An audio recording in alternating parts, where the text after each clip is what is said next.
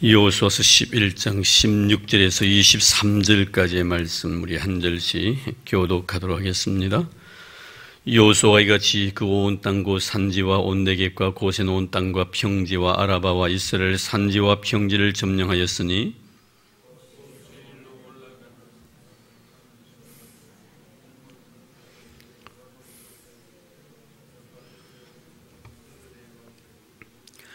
여호수아가 그 모든 왕들과 싸운 지가 오랫동안이라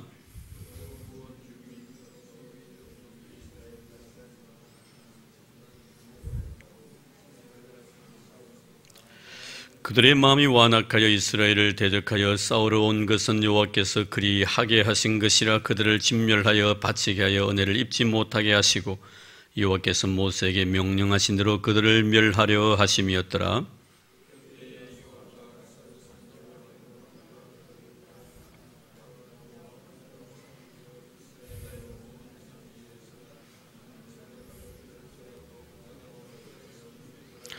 22절 23절 같이 봉독합니다. 이스라엘 자손의 땅에는 아낙 사람들이 하나도 남지 아니하였고 가사와 가드와 아스돗에만 남았더라. 이와 같이 여호와께서 모세에게 말씀하신 대로 그 온 땅을 점령하여 이스라엘 지파의 구분에 따라 기업으로 주매 그 땅에 전쟁이 그쳤더라. 아멘. 오늘 말씀 신실하신 하나님이라는 제목으로 말씀을 드리려고 합니다. 우리 찬송 가운데 그런 찬송이 있지요. 오 신실하신 주 내 아버지여 늘 함께 하시니 두려움 없네. 아마 그 찬송을 또 기억하고 계실 것입니다. 또 우리 복음성에 보면 하나님 한 번도 나를 실망시킨 적 없으시고 언제나 공평과 은혜로 나를 지키시네. 오 신실하신 주, 오 신실하신 주. 자, 여기서 오 신실하신 주, 신실하다는 말씀은 어떤 뜻이냐면은 약속하신 것에 대해서 변개치 아니하시고 꼭 지키신다, 이런 뜻이에요. 하나님은 우리와 맺은 그 아름다운 약속, 크든 작든 간에 물론 동일한 약속이지만 내가 생각할 때 이것은 뭐 작은 것이다 또는 큰 것이라고 생각하는지는 모르지만 하나님 바라보실 때는 다 동일한 약속입니다. 그 약속을 하나도 변개치 아니하시고 지키시는 신실하신 하나님. 오늘 그 하나님에 대해서 잠깐 생각을 하면서 은혜를 나누고자 합니다.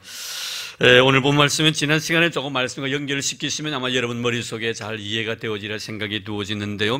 이스라엘이 사실 여호수아를 필두로 해서 가나안 땅에 들어옵니다만 가나안 땅에 들어왔을 때 하나님께서는 이미 모세를 통해 주신 계명은 가나안 족속들과 함께 절대로 같이 생활하지 말라, 행동을 같이 하지 말라,盟约를 같이 맺지 말라, 그들의 문화 속에 젖어들어서는 안 된다, 철저하게 하나님 백성다움의 삶을 살도록 구별시켜 두었습니다.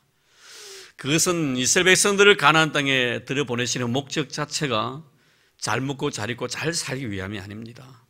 하나님의 거룩하심을 그 죄 많은 땅에 심어줌으로 그 죄 많은 사람들이 자신의 잘못을 알고 하나님 앞으로 돌아오게 하기 위한 그런 목적이 그 속에 있었던 것이지요. 오늘도 우리 마찬가지입니다. 여러분, 우리 한국 교회가 다 좋은데요, 좋지 못한 점이 하나 있다면요, 바로 이 구복주의 사상입니다. 예수 믿으면 잘 먹고 잘 입고 잘 산다는 이런 생각들입니다. 물론 그렇습니다. 예수님 잘 섬기면요, 우리 아픈 상처도 치유될 수가 있고요, 가난했던 사람이 부하게 될 수도 있습니다. 그러나 그것이 목적일 수가 없다는 거예요. 목적은 뭡니까? 죄 많은 이 세상 우리를 부르셔서 하나님의 귀한 백성 삼으시고 날마다 말씀을 통하여 내 영혼을 거듭나게 만드시고 거룩한 삶을 살게 함으로 하나님을 알지 못하는 사람들을 통해서 나에게 하나님의 거룩한 모습을 보여드리는, 나를 통해서 보여드리는, 그리고 그들이 나를 통해서 도전받게 하는 거예요. 야, 저렇게 가난하게 살아서 저렇게 행복할까? 저렇게 병이 드는데도 불구하고 저렇게 기쁠까? 그 비결이 무엇일까? 이것을 보여드리는 거예요. 그리고 우리 크리스찬들은요, 세상 사는 사람을 바라볼 때 신비로워야 합니다.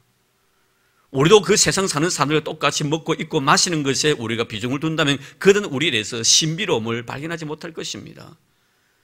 그리고 그들은 말할 것입니다. 예수 믿는 사람이나 우리나 뭐 별 따를 바가 뭐 있냐고. 바라보는 것이 그것이고 기대하는 것이 그것이고 그들이 추구하고자 원하는 비전이 그것인데 교회 나가본들 뭐 하겠나 말이에요.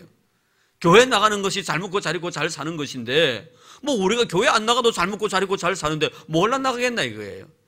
그렇죠 여러분. 하나님께서 우리를 부르셔서 이 세상의 빛과 소금으로서 나가서 역할을 하라는 의미는 세상 사는 사람들에게 거룩한 도전을 심어줘라는 거예요. 예수 믿는 사람 뭔가 다르다는 것을 그렇게 심어줘라는 거예요. 이것을 위해서 우리를 부르시다는 걸 여러분 잊지 마시길 바랍니다. 그런데 이런 문제는 뭐냐면 지난 시간에 우리가 배웠습니다만 이 기브온 사람들, 히위 족속 중에 한 지파였던 이 기브온 사람들이 위장을 해가고 결국에는 여호수아에게 와가지고 자기들이 불복하겠다고 도와달라고 손을 내밉니다. 몰랐습니다. 그게 가나안 족속인지 몰랐습니다. 너무나 불쌍했고 너무 가련해서 손을 잡고 약속을 합니다. 약조를 합니다. 결국은 주님의 이름으로 하나님의 백성들은 약속을 할 때 꼭 하나님의 이름으로 맹세를 하기 때문에 잘했든 잘못했든지 간에 실수를 했든지 그리고 올바른 정수를 했든지 간에 그 약속을 지키는 것이 그들이 바로 법이었습니다. 나중에 그것을 깨닫게 되지요. 그리고 기브온 사람들이 이스라엘 사람들과 손을 잡았다는 이 소식을 듣고 아모리 5 왕들이요 결국에는 이들을 갖다 무너뜨리기 위해서 연합 전선을 피지 않습니까? 하나님 결국에는 이 아모리 5 왕들을 갖다가 달을 멈추게 하시고 해를 멈추게 하셔서 전쟁에 승리케 만들었습니다. 그런데 이런 소식들을요, 물론 남쪽에 있는 아모리 족속들입니다만 북쪽에 있는 족속들이요 그 소식을 들었습니다. 그럼 어떻습니까? 야, 하나님이란 분은 너무나 위대하신 분이시다. 어떻게 해서 달도 해도 멈추게 하시는가? 여러분, 우리가 믿음 있는 사람 같으면요, 은혜 속에 살아가는 사람 같으면 하나님이 하신 위대한 역사를 바라보면요 머리를 숙입니다. 무릎을 꿇습니다. 겸손해집니다. 영혼이 가난한 영혼으로 바뀌는 겁니다. 그런데 이런 하나님께로부터 구원해서 지어야 되는 사람들의 특징이 무엇인 줄 아십니까? 아무리 하나님의 위대한 역사를 바라보더라도요 그들의 마음은요 절대로요 작아지지 않습니다. 더 교만해집니다. 더 강팍해집니다. 그래서 그걸 어떻게 합니까? 대적을 하는 거예요. 해를 멈추고 달을 멈추게 할 정도로 위대한 능력을 가지고 계신 하나님이 이스라엘 백성들의 백그라운드가 되고 계신다면은 누가 감히 그들 앞에 나가서 도전장을 던지겠습니까? 그런데 여러분 보십시오. 북쪽에 있었던요 이쪽 속들이요 싸움을 걸어온 겁니다. 결국 그 싸움에서도 이스라엘은 승리를 합니다. 결국 승리하고 난 뒤에 오늘 말씀과 연결이 되어지는데요. 다 그러고 난 뒤에 그때 말씀 보면요 하나님 결국에는 남쪽과 북쪽에 있는 모든 이 가나안 족속들을 다 몰살시키고요 다 진멸하고, 물론 그 속에는 큰 어떤 힘을 가지고 있지 않냐는 자그만 그런 족속들을 남겨둡니다. 나중에 물론 배우겠습니다만 우리가 보면 이 남겨둔 자들의 문제거든요. 주님이 왜 다 죽이시려 했는가는 문제예요. 다 죽이게 함에도 불구하고 이들을 남겨두면 나중에 이들이요 그들의 허리에 가시가 됩니다. 굉장히 힘들게 합니다. 이스라엘을 하나님께서 하라고 하신 대로 하지 않냐고 그들을 남겨둠으로 말미암아 그들의 옆구리에 가시가 돼가지고 너무 힘들게 합니다. 여러분 이런 것을 바라보면서 우리 하나님께서 하라는 대로 해야 되는 거예요. 자, 그런데 오늘 말씀이면 결국에는 물론 자그만 잡족들은 남겨둡니다만 결국에는 이들이 오늘 말씀 23절 말씀 볼까요? 마지막 23절 보면은 이와 같이 여호수아가 여호와께서 모세에게 말씀하신 대로 그 온 땅을 점령하여 이스라엘 지파의 구분에 따라 기업으로 주매 그 땅에 전쟁이 그쳤더라. 하나님께서 이들에게 주신 아름다운 약속이 그대로 성취되었다는 것. 오늘 이 말씀을 통해 우리에게 주시는 영적 교훈이 바로 이겁니다. 참으로 하나님은 신실하신 분이세요. 이런 이스라엘 백성들이 광야 40년을 갖다 경험하고 난 뒤에 가나안 땅에 들어와가지고 이 가나안 땅의 주인이 이제 되는데요. 땅 한 평 없던 이들에게요 엄청난 땅을 하나님 주십니다. 그래서 12지파에게요 여호수아가 다 일일이 분배 다 합니다. 그런데 그동안 여러분 하나님이 얼마나 자신의 약속을 지키시기 위하여 신실하셨습니까? 그런데 과연 이스라엘은 하나님과의 맺은 그 약속을 지키기 위해 신실했던가 하는 문제예요. 물론 이것은 오늘날 우리와 관련된 그런 문제이기도 하지요. 멀게는 어떻습니까? 아브라함 같은 경우에요. 우리는 정말 아브라함을 믿음의 사람이라고 믿음의 조상이라고 일컫습니다. 그리고 아브라함의 신앙을 본받기 위해서 많은 설교를 통해서 우리의 마음속에 많은 감동들을 불러일으켰습니다. 그러나 진실로 이런 가만히 보면요 아브라함이 아브라함 되기까지는요 아브라함 자신이 아니라 하나님이 그렇게 만드셨다는 걸 우리는 깨닫게 됩니다. 참으로 좋으신 분이에요. 하나님은 아브라함 75세 때 부르십니다.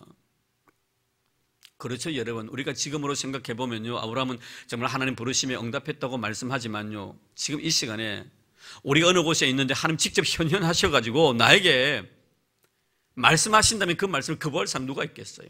누가 있겠어요? 감히. 하나님이 말씀하시는데 하나님이 제3자를 통해서 말씀해 주시는 그 말씀자도 우리가 믿으려고 몸부림치는데 하나님 당연히 자신이 직접 말씀하신 거예요. 계시하신 거예요. 그 말씀을 감히 누가 거역하겠단 말이에요. 그렇게 보면요, 참 아브라함의 신앙이 대단하지만요, 오늘 우리의 신앙은 어찌 보면 아브라함보다 더 아름다운 신앙을 가지고 있는, 너는 나를 본으로 믿느냐? 보지 않고 믿는 자가 복되다고. 참 여러분 보면 우리의 신앙이 보통 신앙이 아닌 거예요. 은혜 시대에 살아가고 있는 자들의 신앙이라는 건 대단한 신앙인 거예요. 여러분, 주님께서 세례요한에 대해서 뭐라고 말씀하십니까? 여자가 낳은 자 중에 가장 큰 자라고 이야기를 합니다. 그러나 주님은 하늘나라에 가면 작은 자라도 이 자보다 더 크다고 말씀합니다. 무슨 의미입니까, 여러분? 하늘나라에 가면요, 다 여자가 낳은 자들이에요. 그렇지 않습니까, 여러분? 우리가 다 여자의 몸을 통해서 이 세상에 태어났지 않습니까? 이 세상에 여자의 몸을 입고 태어나지 않는 사람 누가 있습니까? 예수님께서는 성령을 통해서 잉태하시고 성령으로 태어났지만 부정부 오해를 통해서 이 세상에 태어날 때 부모의 엄마의 태를 통해서 태어나지 않는 사람 누가 있습니까? 그런데 주님은 세례요한이 이 세상에 가장 큰 자라고 말씀하시면서 하늘나라에 가면 가장 작은 자보다 작은 자라고 했습니다. 뭘 말합니까, 여러분? 율법과 복음의 관계예요. 율법과 복음의 관계예요. 율법의 마침은 누구까지입니까? 세례요한까지입니다. 율법의 끝이 세례요한입니다. 복음은 어디부터 시작되는 겁니까? 예수님부터 복음이 시작되는 거예요. 은혜라는 것이 보통이 아닙니다, 여러분. 엄청난 축복이라는 걸 우리는 알아야 합니다. 이런 은혜 시대 살아가고 있는 우리의 삶 속에서 참을 우리가 믿음 생활을 한다는 것이 얼마나 놀라운 축복인가. 보지 않고 우리가 믿고 있다는. 우리 십자가 사건 믿었습니까? 여러분 보았습니까? 주님의 부활을 직접 눈을 통해서 목격했습니까? 세례요한이 정말 천국에 가도 작은 자보다 더 작은 자라고 하신 말씀은 정말 세례요한이 예수의 십자가의 사건을 직접 복도하지 못했습니다. 왜? 그보다 먼저 돌아가셨기 때문에. 부활 사건 보지 못했습니다. 예수님의 제자들은 십자가 사건을 보았고요, 부활 사건도 보았습니다, 직접. 그런데 우리는 어떻습니까? 본 경험이 없습니다. 그러나 제자들이 고백했던 그 신앙 고백을 내가 하고 있습니다. 십자가 사건을 믿고 있고요, 부활 사건을 내가 믿고 있고요, 나도 죽어도 부활한다는 이 믿음을 가지고 있다는 거예요. 참 놀랍지 않습니까, 여러분? 이게 바로 여러분 은혜가 주는 놀라운 축복이에요. 이런 건데 아브라함 보십시오. 하나님이 직접 현현하셔 가지고요 부르셨고요, 네게 내가 아들 주겠다고 약속까지 했습니다. 100세 때 주시죠. 25년 세월입니다.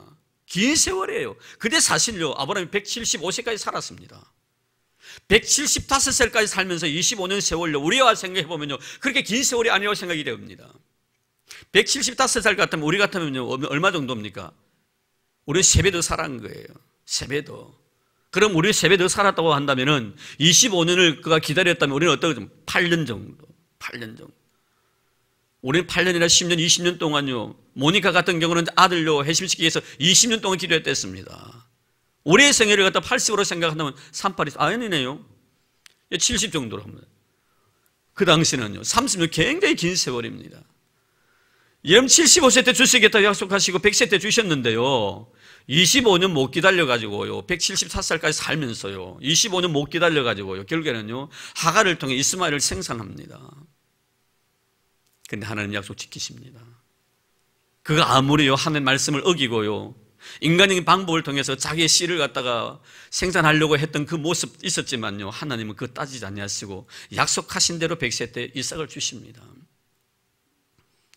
우리 이분을 갖다 신실하신 하나님이라고 합니다.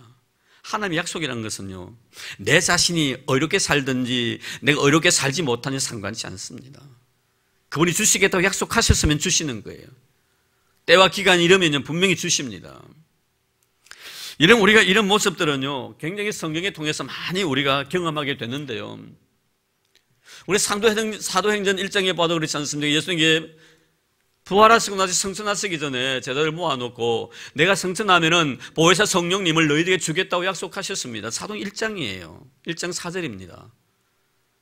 2장에 가보십시오. 그 약속하신 것을 그대로 지키십니다. 120명의 성도들이요 마가다락방에 앉아서 기도로서요 일심으로 한 마음이 돼가지고 어깨 기도했을 때 성령이 그들에게 임하셨습니다. 하나님은 그 약속을 지키시는 신실하신 분이시죠. 예수님도 마찬가지지 않습니까, 여러분? 인간이 타락하고 난 뒤에 죄 속에 검해 있을 때 하나님께서 메시아 주시겠다고 약속하신 것이 창세기 3장 15절 말씀이에요. 원시복음이에요. 창세기 3장 15절 말씀에요, 메시아 줄 수 있겠다고 약속하신 우리 하나님께서 몇 천 년의 세월을 걸려서 선제들을 통해 그 메시지를 통하여 주시마 약속하신 메시지를 전달합니다. 그 말씀의 성취가 바로 예수도 아니십니까, 여러분? 하나님은요, 한번 하시기로 약속하시면 꼭 지키시는 하나님. 우린 그 하나님을 찬양합니다. 얼마나 좋으신 분이신지요. 내가 꼭 믿음으로 살아갔기 때문에 하나님은 나와 더불어 맺었던 약속을 실천하셨다고 여러분 생각하지 마십시오. 나는 끊임없이요, 그분이 나에게 주신 귀한 말씀 부여잡고 그 말씀 하나만 부여잡고 살아온 것 아닙니다. 시시때때로 내 마음이 얼마나 흔들렸고요, 내 말이 얼마나 옹졸했고요, 얼마나 비굴했는지 모릅니다. 하나님 말씀에 대해서요, 가치 없는 것으로 생각되어졌을 때 참 많습니다. 가치 없게 생각했다는 것이 뭡니까? 하나님 당신의 말씀은 가치 없습니다, 이것이 아니라 하나님의 말씀을 무시했다는 거예요. 무시한 것이 뭡니까? 내 생각대로 한 것이 하나님의 말씀 무시한 것 아닙니까, 여러분? 그러함에도 불구하고 하나님은 지금까지 말씀대로 나를 이끌어 오셨고, 말씀대로 나를 지켜주셨고, 보호해 주셨고, 약속된 말씀처럼 언제나 우리를 갖다가 하나님 앞에 아름다운 점도 없이 혐도 없이 책망받을 것도 없는 순결하고 깨끗한 신부의 모습으로 우리를 세워주시겠다고 약속해 주셨습니다. 그 약속을 꼭 지키실 것입니다. 그분이 바로 신실하신 하나님이시라는 것을 우리에게 말씀해 주고 있습니다. 그 다음에 우리가 본문을 통해서 두 가지로, 두 번째로 느낄 수 있는 것은 뭡니까? 이 세대에 가장 불행한 일은 하나님께로부터 버림을 당하는 것이라는 것을 우리에게 말씀해 줍니다. 20절 말씀 한번 볼까요? 그대의 마음이 완악하여 이스라엘을 대적하여 싸우려 온 것은 여호와께서 그리하게 하신 것이라. 그들을 진멸하여 바치게 하여 은혜를 입지 못하게 하시고 여호와께서 모세에게 명령하신 대로 그들을 멸하려 하심이었더라. 이스라엘과 대적하여 싸웠던 가나안 거민들의 모습 속에서 우리가 발견되어지는 것은 뭡니까? 그들의 마음이 완악해졌다, 개역 성경에는 강팍해졌다라고 표현을 해놓고 있습니다. 강팍해졌다. 이런 그들의 마음이 더 악해졌다는 겁니다. 그래, 잘 기억하시기 바랍니다. 하나님께서 그들의 마음을 악하게 만든 것 아닙니다, 여러분. 하나님은 절대로 사람을 악하게 하지 않습니다. 악하게 하는 것은요, 사단이에요. 그럼 여기서 그들의 마음이 강팍해졌다는 말씀 뭐죠? 우리는 누구든지 다 강팍합니다. 다 악합니다. 근데 오늘 말씀해 보면, 20절 말씀해 보면은 진멸에 바치게 하여 은혜를 입지 못하게 하시고, 그들이 은혜를 입지 못하게 하셨다는, 문제는 바로 그겁니다. 우리가 아무리 악하더라도요, 하나님이 은혜를 입혀주시면요, 그 악한 마음이 선한 마음이 됩니다. 근데 하나님이 은혜를 주시지 아니하시면요, 악한 모습 그대로 있는 거예요. 그것이 바로 강팍입니다. 그러니까 하나님께서 그들에게 강팍하게 만들으셨다는 것은 그들이 은혜를 주시지 아니하셨다는 의미예요. 사람이요, 하나님의 은혜를 입지 않으면요, 자연스럽게 악해집니다. 마음이 강팍해지는 거예요. 그래서 하나님은 뭘 통해서 은혜를 주시냐면 말씀을 통해 은혜 주시거든요. 우리가 성경 66권 전체를 보십시오. 말씀이 임하지 않는 곳에 은혜가 임했습니까? 항상 은혜가 임하기 전에 말씀이 먼저 그들에게 선포되어집니다. 말씀 속에 은혜가 있고 말씀을 통해 은혜를 주시는데, 그 심령들이 말씀을 듣지 아니할 때 일어나는 현상이 뭡니까? 악해지는 거예요. 은혜를요, 입히지 아니하면요, 악 그대로 남아있으면 그 악이 악해지는 그 모습이 바로 강팍입니다. 여러분, 하나님께서요, 은혜를 입히지 아니하시면 그 사람이요, 강팍해져 결국에는 하나님께로부터 버림을 당할 수밖에 없다는. 그럼 우리는 항상 하나님께서 나에게 은혜만은 거두어가지 말아달라고 하나님 기도해야 합니다. 다윗이요, 바시바 사건을 통해서 나단 선지자의 책망을 받습니다. 이때 다윗이요, 나단 선지자 앞에 무릎을 꿇고 고백한 내용이 있습니다. 시편 51편 말씀을 한번 읽어보십시오. 뭐라고 말합니까? 나를 주의 목전에서 쫓아내지 말아 주소서. 나에게서 성령을 거두어가지 말아 주소서. 이게 바로 다윗의 고백이었습니다. 내가 죄를 짓더라도 주의 얼굴을 볼 수 있는 은혜를 달라는. 여러분, 주님의 얼굴을 보는 것은요, 은혜예요. 내가 주님의 얼굴을 아무리 보고 싶어도 주님께 등을 돌리시면요, 나는 그분의 얼굴을 볼 수가 없는 거예요. 성령은 뭡니까? 하나님 나에게 주신 은혜입니다. 선물입니다. 그 은혜만은 나에게 거두가지 말아달라는 거예요. 무슨 뜻이죠, 여러분? 내가 지은 죄에 대해서 죄가 무엇인가를 알 수 있는 깨우침을 달라는 거예요. 내가 죄를 지어도 그 죄에 대해서 죄로 알지 못하는 사람은 은혜가 없는 사람이에요. 은혜가 거기에 임하게 되면요, 내가 어떠한 죄인인가를 깨닫습니다. 내가 지은 죄가 죽을 죄라는 것을 알게 됩니다. 바울 보십시오. 그는 세월이 흐를수록 시간이 지날수록요 자기 생의 마무리를 지으면서요 이제 곧 이어서 나는 순교의 제물이 될 것이라고 그는 알고 있었습니다. 그의 죽을 때를 알고 있었습니다. 그래서 디모데가 보고 싶었습니다. 디모데야, 참 날씨가 춥다. 네가 올 때 그냥 오지 말고 외투 한 벌을 가져오라. 그리고 성경책을 가져오라. 그리고 네가 올 때 꼭 마가 요한을 데리고 오너라 말씀합니다. 죽는 순간을 알고 있었으면서 그는 디모데후서에서 뭐라고 고백합니까? 나는 죄인 중에 괴수고 나는 해방자였고 나는 핍박자였다라고 고백을 합니다. 뭐가 그를 그렇게 만듭니까, 여러분? 여전히 사도 바울에게 하나님의 은혜가 머물러 있다는 증거지요. 하나님의 은혜가 내 마음속에 머물러 있는 사람은 끊임없이 하나님 앞에 내가 얼마나 부족한 존재인 걸 압니다. 이것을 알아야만이 하나님의 은혜의 소중함을 내가 깨닫게 되기 때문에 그런 거예요. 내가 죄인됨을 알지 못하면요 하나님의 은혜를 모릅니다. 하나님의 은혜가 나에게 임하지 않냐면 내가 얼마만큼 크나큰 죄인인가도 알지 못합니다. 그래서 하나님께 나에게 베푸신 은혜와 내 자신이 죄인됨의 고백은 동시에 일어나는 사건이에요. 그래서 하나님의 은혜를 깊이 알면 알수록요 내가 하나님 앞에 더 큰 죄인이라는 것을 깨닫게 된다는, 이런 결국에는 다윗이요 내 자신에게서 하는 성령을 거두가지 말아달라는 것은 은혜를 거두가지 말아달라는 의미이고, 은혜를 거두가지 말아달라는 말은 내가 하나님 앞에 지은 죄가 얼마나 큰가 하는 것을 알게 해달라는. 그래서 그는요 그런 죄 짓고 난 뒤에 자신의 주어진 많은 상처, 아픔들, 힘듦과 고난과 슬픔과 괴로움들이 많이 있었지만 이 모든 것들을 신앙으로 승화시킬 수 있었던 것도 바로 이것 때문입니다. 자식에게 쫓김을 당하면서 그토록 고통의 눈물을 흘리면서도요, 사실 그래요, 시므이가 그를 저주했을 때도 그가 아니라 하나님이 그를 통해 나에게 주신 말씀이라고 고백하게 할 수 있었던 것도요 그가 하나님께로부터 은혜를 입었기 때문에 가능하다는 거예요. 내가 얼마나 크나큰 죄인인가를 알았기 때문에 그런 고백들이 나오는 거예요. 그래서 여러분 우리가 살아가면서요 내가 실수하고 내가 연약하고 내가 자빠지고 내가 넘어져가지고요 하나님 앞에 범죄한 일에 대해서 너무 여러분 내 자신의 모든 삶 속에 이런 것들은 아무런 가치 없는 것이라고 여러분 평가절하하면 안 됩니다. 참으로 중요한 사건들이에요. 물론 그런 것들을 우리가 고의적으로 행해서는 아니 되겠지만 내가 정말 부지 중에 그 일을 행했다면 그런 일을 통해서 내가 하나님 앞에 참으로 연약한 존재라는 것을 깨닫게 된다는, 그게 바로 하나님의 은혜예요.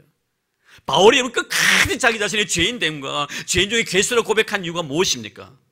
다메섹 도상에서의 체험이에요. 다메섹 도상에서의 체험이에요. 어떤 체험입니까, 여러분? 예수 믿는 사람을 죽이려고 했던 사람이에요. 그런 나에게 은혜 베푸신 하나님, 평생을 살아가면서요 결국 바울의 신학은 뭐냐면 다메섹의 신학이에요.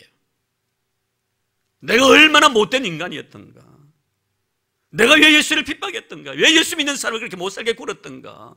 사울아 사울아 나는 네가 핍박하는 예수다, 교회를 힘들게 했습니다. 그런 자기 자신을 알았습니다. 평생 동안 지울래야 지울 수 없었던 죄인됨의 그 모습, 그런 자기 자신에게 베푸셨던 하나님의 은혜가 동시에 교차되는 것이 바로 다메섹이었습니다. 죄인인 나와 하나님의 은혜가 동시에 이루어지는 그 사건이 바로 다메섹의 사건입니다. 이런 꼭 기억하시기를 바랍니다. 그래서 우리는요 하나님 앞에 버림을 당하는 자의 운명이라는 건 얼마나 비참하다는 것을 우리 알아야 돼요. 그래서 사람이 마음속에 하나님의 거룩한 말씀이 들려지지 않으면 그 마음이요 강팍해질 수밖에 없는 거예요. 은혜를 주지 아니하셨다 그들에게. 은혜만 주면요 그들도 부드러워집니다. 은혜만 입혀지면요 교만했던 사람이 겸손하게 됩니다. 이방인이지만 그들은요 하나님 앞에 저주받을 백성들이지만요 그들이 은혜 주시면 그들 다 축복받는 백성이 됩니다. 우리가 어떻습니까? 저주받은 인생들 아닙니까, 여러분? 우리가 왜 이 자리에 와 있습니까, 여러분? 하나님 은혜 베푸셨기 때문에 그런 거예요. 은혜만 안 주면요 우리는 저주받을 인생밖에 되지 못하는 거예요. 이 자리에 나올 수가 없는 거예요. 그래서 사도 바울도 로마서 1장 28절 말씀은 그렇게 말씀하고 있죠. 하나님께로부터 버림을 당한 자의 특징의 모습들을 바라보면요 하나님께 버림을 당한 자가 얼마나 비참한가 하는 것을 우리에게 말씀해 줍니다. 그대로 버려둔다는 거예요. 그대로 버려둔다는 거예요. 자, 거기 보시면 저기 있지요. 또한 그들이 마음에 하나님 두기를 싫어하며 하나님이 그들을 그 성실한 마음대로 내버려둘사 하나님 버려두신다는.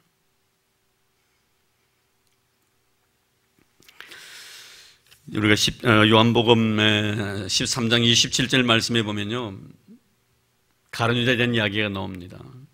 거기 보면은 예수께 떡 한 조각을 제자들에게 다 나눠주십니다. 나눠주시고 나신 뒤에 가룟 유다에게 이렇게 말씀하십니다. 사단이 가룟 유다의 마음속에 들어가 이에 예수께서 유다에게 이르시되 내가 하는 일을 속히 하라. 내가 하는 일을 속히 하라. 무슨 뜻입니까, 여러분? 버려두겠다는 거예요. 사단이 그 마음속에 들어가면요, 하는 일을 네가 속히 하라는 거예요. 여러분, 하나님의 백성들은요, 하나님이 네 마음대로 하라고 허용하지 않습니다. 철저하게 간섭합니다. 내가 하나님께로부터 원치 않는 일을 행하면 철저하게 간섭하시는 분이 하나님이 있어요. 이스라엘 백성들이 가나안 땅에 가서 실패한 이유가 뭔 줄 아십니까? 하나님 말씀에 간섭을 싫어했습니다. 싫다는 거예요. 하늘을 알지 못하는 백성들은 지 멋대로 살아가는데 잘 먹고 잘 입고 잘 사는데 누가 간섭하냐 이거예요. 우상이 간섭하는 거 보았습니까, 여러분? 손 떡 벌리고 있는 거지 무슨 말이 납니까, 여러분? 우리 하나님 말씀이 있어요. 말씀이 있어요.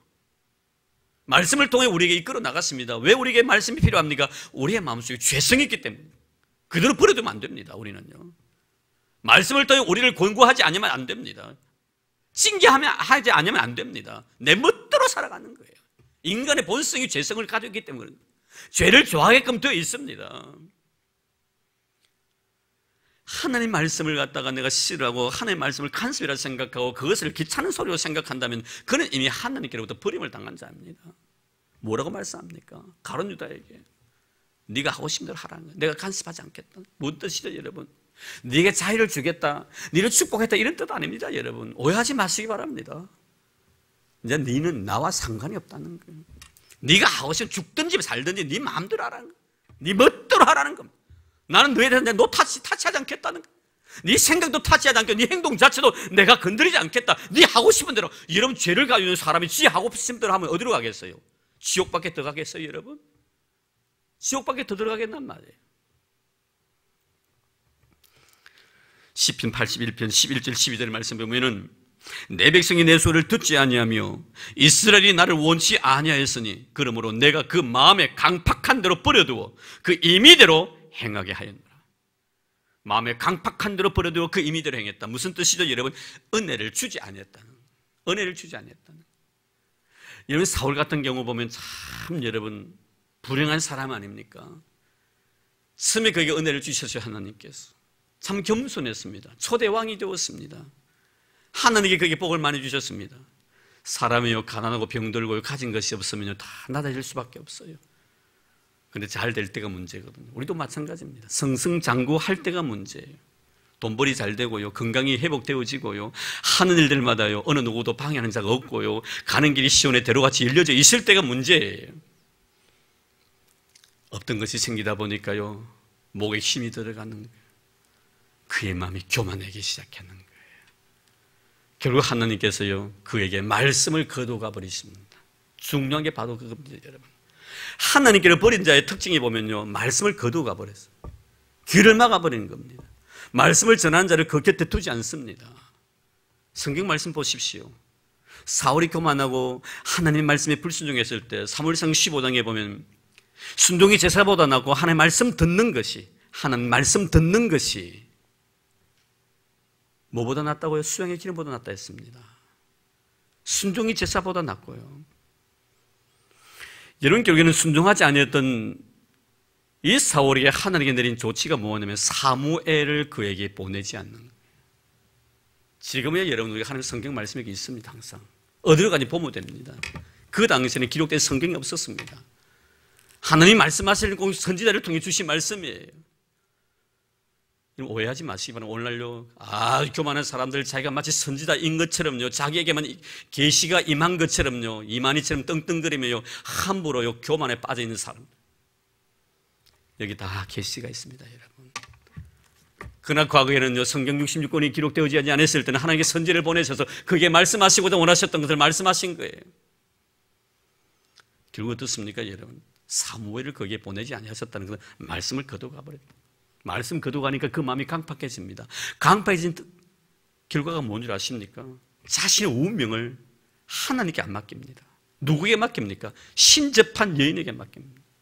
점치는 여자에게 가고 자기 운명을 맡기는 거예요. 점치는. 여러분, 이게 바로 이 망할 징조라는 것을 알아야 합니다. 오늘도 점치는 자 많죠, 여러분? 꼭 무당만 점치는 자입니까? 자기가 마치 신비한 체험을 한 것처럼요, 꼭 자기가 점치는 사람, 점쟁이처럼요 행동하는 사람 많습니다. 뭐 계시의 능력을 받았다고요, 예언의 은사를 받았다고 떵떵거리며 다니는 사람 다 점치는 사람들이에요. 조심하기를 바랍니다, 여러분. 이만희의 말을 듣고 행해야만이 구원을 받는다. 웃기는 소리 하지 말라지. 예수 외에는 구원이 없는 줄 압니다. 예수만이 구원입니다. 이만희 점쟁이에요. 무당 중에 최고의 무당이 이만희입니다, 여러분. 악한 영이 그대 마음속에 들어가면 사람들을 지 마음대로 움직이는 거예요. 문서명이 죽었지요? 그들은 죽었다고 말하지 않습니다. 그의 교리에 의하면, 원리 강론에 의하면요, 문서명이 지금 영적으로 떠다닌다고 합니다. 이게 바로 그들이 가지고 있는 신앙이에요. 얼마나 무서운지 몰라요, 여러분. 이만희요, 그는 안 죽는다고 합니다. 죽어도 안 죽는다고 합니다. 안상홍이 죽었습니다. 84년대. 하나님의 교회 안 죽었다고 말합니다. 제가 말씀드렸죠, 무덤이 여기 있다고. 엘리야 선지자 안상홍 무덤에 가면 그 써놨어요. 엘리야 선지자 누굽니까? 죽지 않고 하늘로 들림을 받은 사람. 안상홍이를 그렇게 믿고 있는 거예요. 이게 여러분 악한 사단의 역사입니다. 하나님이요, 그에게서 말씀을 거두가 버리면요, 마음이 강팍해져 버립니다. 왜 가나안 백성들이 이렇게 강팍해져 갔습니까? 여러분, 하나님이 그들에게 강팍하게 만든 것이 아니라 말씀만 안 주시면, 은혜만 안 주시면 좌절로요 강팍해지게 된다는 것을 기억하기를 바랍니다. 이런 자는 하나님 앞에 버림을 당하는 자. 우리 늘 말씀을 듣고 여러분 마음이 겸손해지기를 바랍니다. 부드러워지기를 바랍니다. 그래야만 하나님의 은혜가 나에게 머무는 거예요. 그리고 마지막으로 우리 한 가지 더 생각해 볼 수 있는 것은, 성도들의 믿음의 싸움이란 것은 단시간에 끝나는 싸움이 아니라는 것을 꼭 알아야 합니다.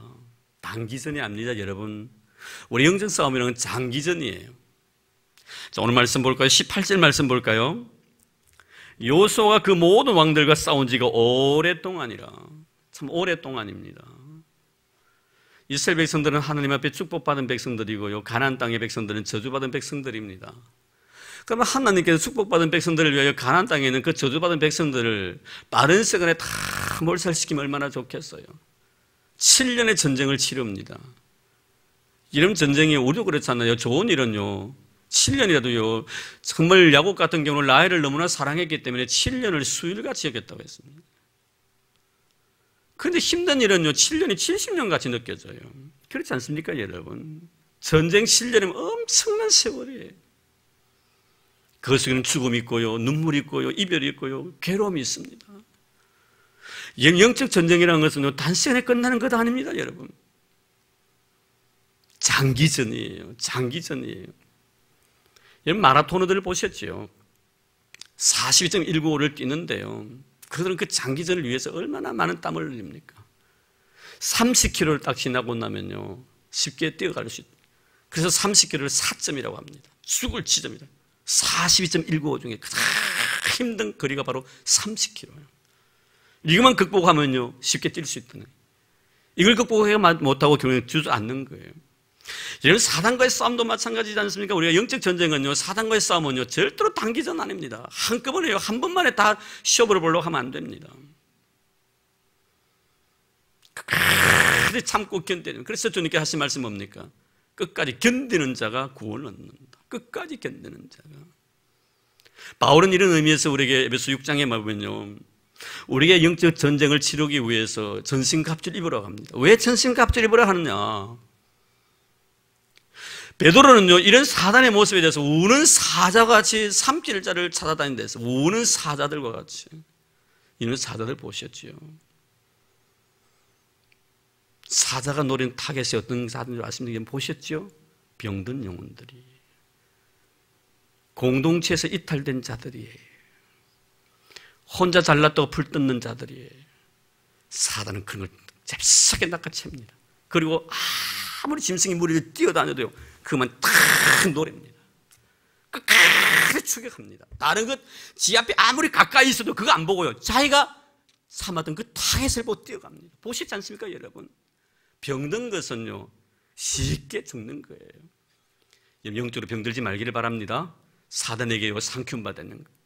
공동체에서 이탈되지 마시길 바랍니다. 사단이 노립니다.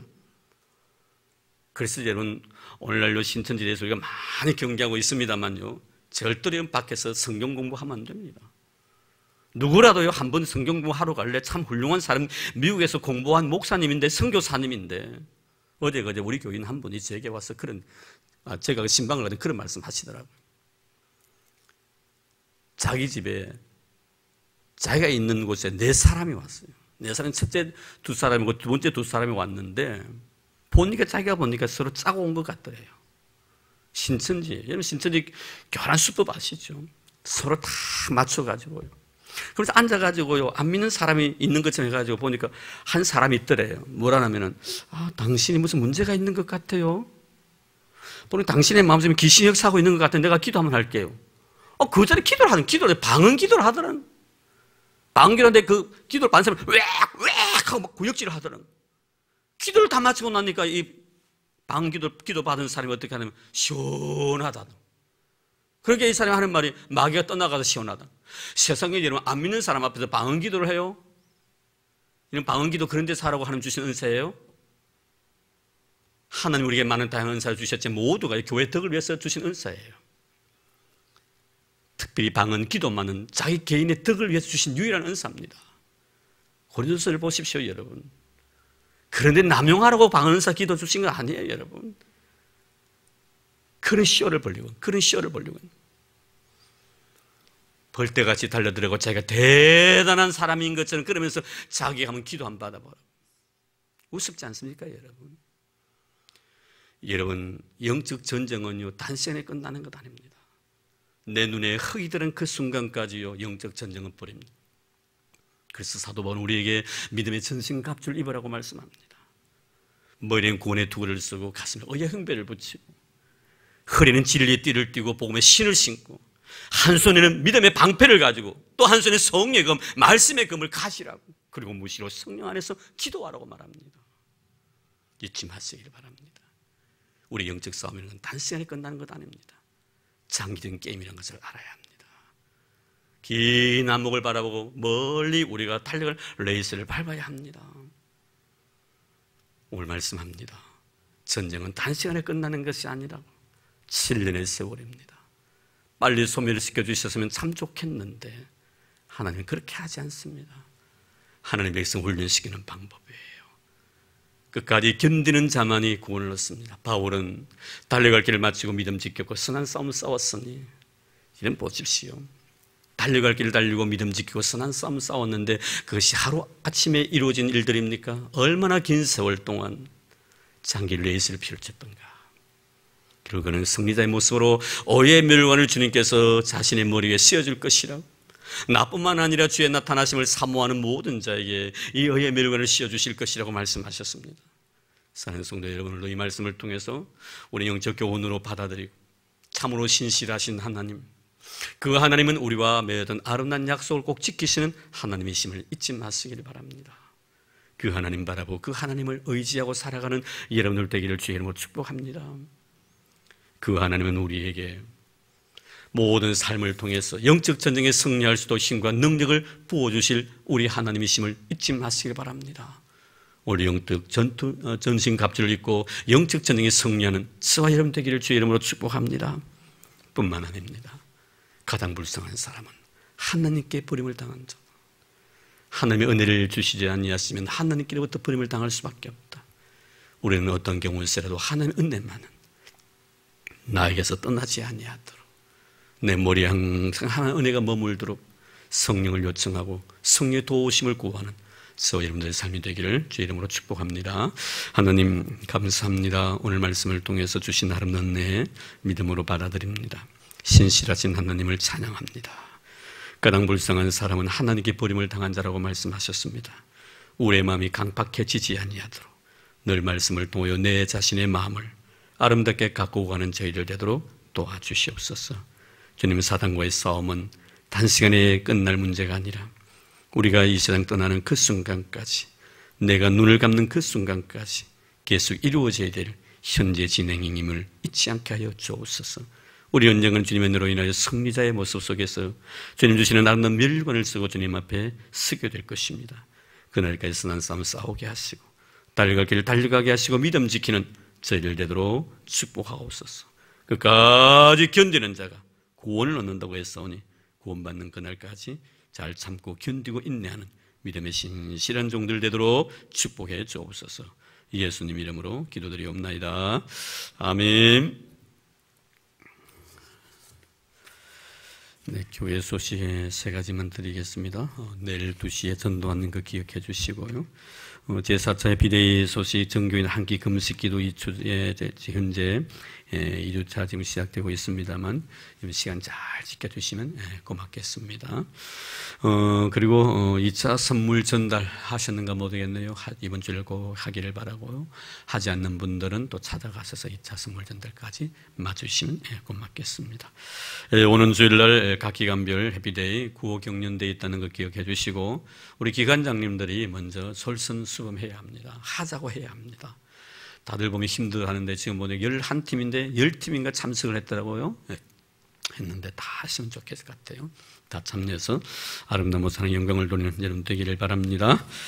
자, 이제 우리 찬송가 한두 장 부르고 같이 기도하는 시간을 갖겠는데요. 우리 393장 찬송하겠습니다.